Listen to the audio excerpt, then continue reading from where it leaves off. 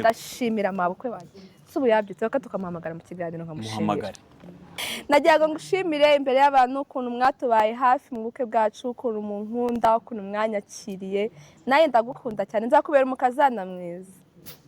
Asante. Haleluya. Amen. Amen mama. Ari umusaza rwose pe.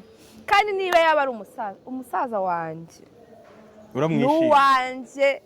Ukumva nawe tumuhaye. Umusaza wawe ni umujene. Wowe uravuga uti ni umujene. Sibye nawe tumuhaye nawe bigenda gute mumundekere nta kibazo. Umuntu ashaka gutekereza yuko mu byo wamukundiye ari uko ari hakurya muri Amerika. Ari uko nyine ari umunyamerika.